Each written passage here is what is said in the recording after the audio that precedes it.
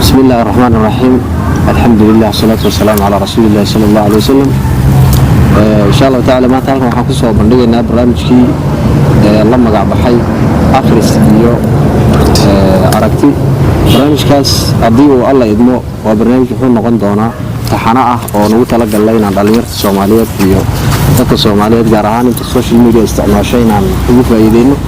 maantana waxaan ugu tala galay barnaamijkaas inaan ku soo bandhigno buugaagta kutubta ay culimada islaamka iyo dadkaas ay qoreen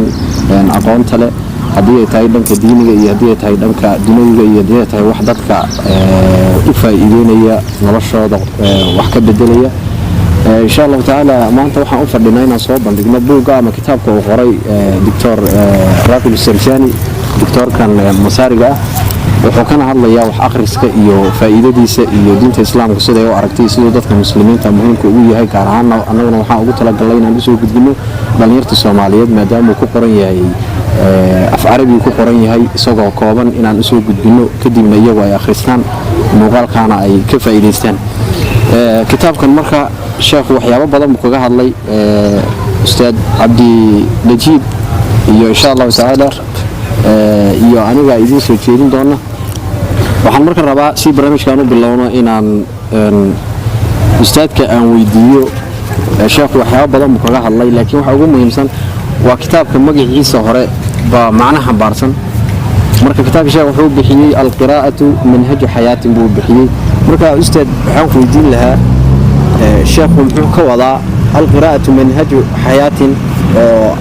في لأنه درسنا هاي إنه معنيه جود وطه وكتاب وتلمامه. بسم الله الرحمن الرحيم. أولا الحمد لله إله ما تسكله مركز حكتنا إن شاء الله وحنا نقدم برنامج كما هلكن سيدا ولكن شيخ أحمد برنامج لما قعد بحي آخر السيارة تمام لكم بدنا دونا سؤال كان شيئا عن كسب بدنا نكتب بدن وإن شاء الله أصلنا هذا سؤال آخر مركا سؤال شو ولكن ودي هدي أنا صار نقنه وكتاب كنا كوبان نقنه القراءة منهج حياة وحنا نقن دونا شوقو مركا الرسول في السويدين ويا سؤال مركا وكربين وكجواب القراءة منهج حياة مركا نوجدنا إن كجوابه وخليه هي تذكر حل ويديا الله السؤال الويديا تصانع السويدية محاد ولا ذا هوبي محاد ولا ذا هم حد عشرة تصالحان waa maxay hobbiyagu ama waa maxay hiwaayadaadu Soomaaliya waxa ku noqon samxad xiiseesa su'aasha markii lagu weydiiyo dadku qaabab kala duwan bay uga jawaabaan qaar baa waxay leeyihiin anigu waxaan xiiseeyaa dabaasha mid baa wuxuu leeyahay anigu waxaan xiiseeyaa maxaa la dhahdaa sportiga mid baa wuxuu leeyahay anigu waxaan xiiseeyaa safarka iyo dalxiiska iyo wixii lamidka marka wuxuu leeyahay sheekhu waxa la yaaba ah ama arin la qariibsada ah inuu ruux markaad ku tiraahdo waa maxay hiwaayada ama waa waxa aad xiisaysaa inuu ku jawaabo waxaan xiisayaa waa akhriska marka wuxuu leeyahay sheekhu akhrisku ma wax la xiiseeyo ma akhrisku wax la xiiseeyo waa maxay wuxuu la mid yahay buu leeyahay qof la yiri maxaad xiisaysaa ama waa maxay hiwaayadaadu oo ku jawaabay waxaan xiisayaa cuntada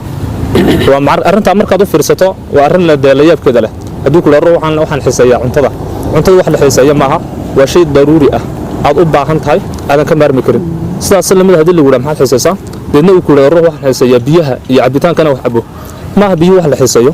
ee waa wax noloshaada kamid ah asaasigeeda marka akhrisku sida lamida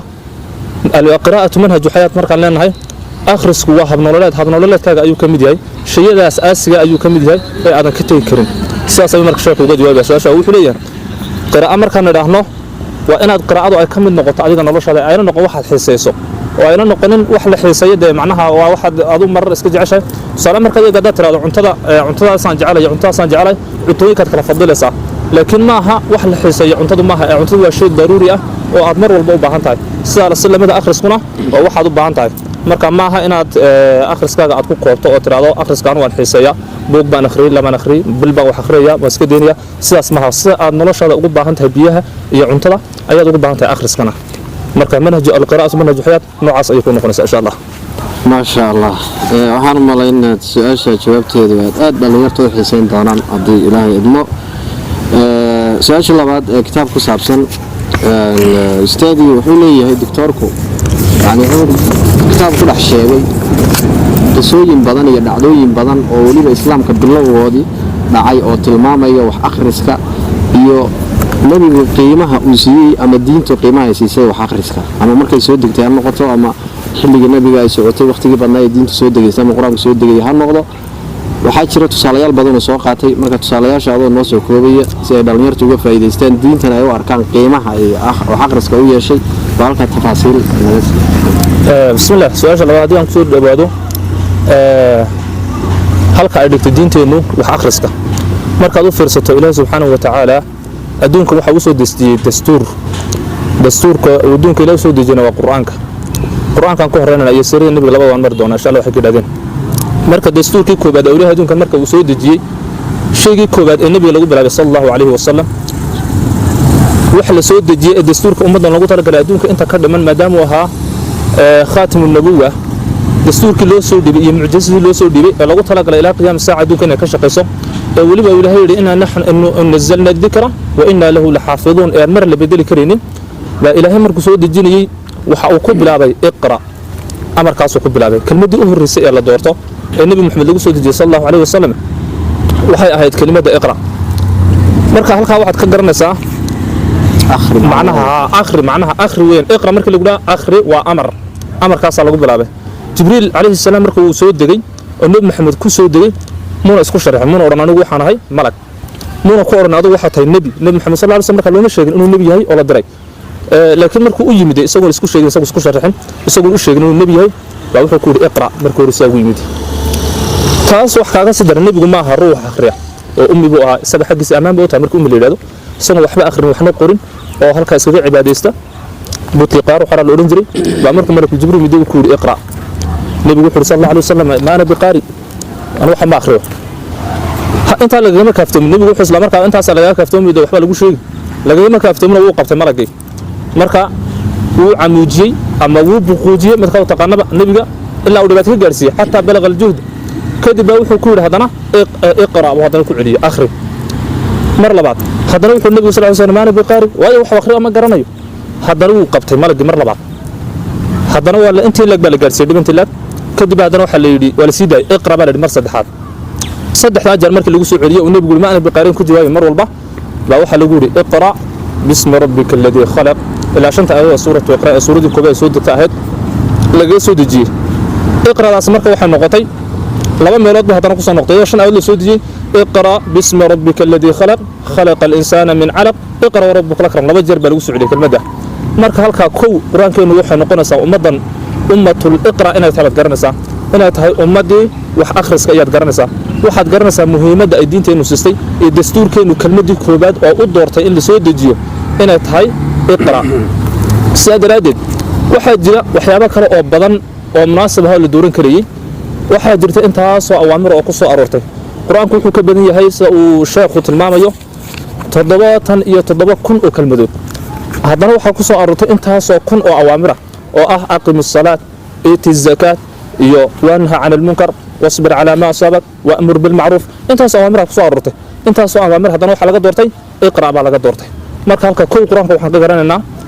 halka waxa uu siiyey iyo darajada uu siiyey akhriska taasi waa taas talabaad markaan usoo noqono waa sirada nebiga sallallahu alayhi wasallam nebigeenu sallallahu alayhi wasallam isaguna ihtimaam intaa leegaya ka badan buu siiyey maadaama ay tahay kelmadii uu lagu soo dejiyey tusaalaha ugu muhiimsan haddii aan soo qaadano dagaalkii bedel markii uu dhacay gaaladii jabtay intaasoo maxaabiista laga qabsaday maxaabiistii laga qabsaday waxaa la yidhi madax furasho keena isfurta maal bay isku furanayeen marka ragga qaarkood raggii waxay istimaal bay keenan oo inta maalkii laga qaaday baa la sii daayey intii soo hadhay maxaa la yidhi waxay isku furtanaysanin nebigu sallallahu alayhi wasallam wuxuu yidhi nin walba 10 ilmood waa inaad qoraalka iyo akhriska bartaan arrintaas lagu amray marka 10 ilmood akhriska iyo qoraalka barto fasax baa tabal lagu sii diinaya arrintaas waxay ku tusinaysaa muslimiintu maalinka waxay u baahnaayeen kow ciidan bay u baahnaan hub bay u baahnaan waxba meena haysan islaamku asaaskii buu joogay haddana nebigu sallallahu alayhi wasallam wuxuu doortay inuu yiraahdo akhriska iyo qoraalka hala bar carruurta waayo nebigu sallallahu alayhi wasallam wuxuu dhisay ummad dhammaystiran ummad la raba adduunkan inta ka dhiman ilaa qiyaam saaca oo waa kii ahaada ummadan waxay adduunku ku taagay laa ilaaha illa muhammad rasuulullah maalinka wax la waayo adduunku rugmanaya sida daradeed si ay adduunka u taagnaado oo ummadaas loo soo saaro ummadii diinta caalamka gaarsiisay ummadii dastuurkan ummadda adduunka lagu dhaqayo oo gaarsiin lahayd ee ku dhaqmi lahayd baa wuxuu doortay muhiimadda ay leedahay waxay tusinaysaa wuxuu doortay inuu yiraahdo carruurta hala baro akhriska iyo qoraalka toban ilmoodin walba ha baro marka arrintaas iyadan xagga sirada muhiimaddaas leedahay sidaas lamada waxaad arkaysaa asxaabadu waxay ku kala fadlaayeen ay isku dhaafeen akhriska iyo qoraalka ahaan wuxuu sheekhu soo aruurinaya oo kamid ah Zayd bin Thabit oo garanaysaan oo ah asxaabiga kaliya quraanka lagu sheegay magaciisa wuxuu ahaa 13 jira waa kaatib wahyi buu ahaa asxaabta nabiga sirada marka dhex gasho waxaad arkaysaa hebel wuxuu ahaa kaatib wahyi waa fadla ilayhiin ragaas maxay ku noqdeen waayo qoraalka yaqaanaan iyo akhriska waa zaman uusan akhris jirin oo akhrisku uu liitay oo ummadu ummi wada ahayd ayaa nabigu wuxuu u doortay inuu akhriska iyo qoraalka uu sidaas soo hormariyo asxaabta halkaas ku kala badanayeen Abu Hurayra wada garanaysaan radiyallahu anhu oo ah ragga ugu xifdiga badnaa xadiista nabiga sallallahu alayhi wasallam oo soo isagu sheegay uu leeyahay Abu Hurayra wuxuu leeyahay illa ma kana min abd ma yahab wuxuu leeyahay ما من أصحاب النبي صلى الله عليه وسلم أحد أكثر حديثا عنه مني أصحاب النبي متكملة وأنا حديث بنا مجرب ليه صلى الله عليه وسلم ماذا الصلاة أو شيء يفضل يسرنت أوليه هي قرآن يخرج كور رمية وأبو سواء قال يا عبد الله ابن عامر ابن عاص سواء كور رمية وحليه إلا ما كان من عبد الله بن عمرو فإنه كان يكتب ولا أكتب أصحاب عبد الله بن عمرو wax kala muusan darajo iga gaadhno muna soo ku sarreeyay wuxuu leeyahay waxna uu qori jiray waxbuu qori jiray buu leeyahay aniguna waxma qori jiray marka waxa ku tusanaysaa arrintaas qoraalka iyo akhrisku muhiimadda uu leeyahay muhiimadda ay diinteenu siistay innaguna waxa nahay ummatul iqra baa ummadii leeyahay kelmadii uu horeeyay darsiga soo dirtay ay noqoto iqra wax akhri marka qoraalku diinteenu muhiimad aad u weyn oo aan ahaan ku soo koobi karin oo ina bila iyo sanadaya maalmo inaan ku dhameyn karin ayay siisay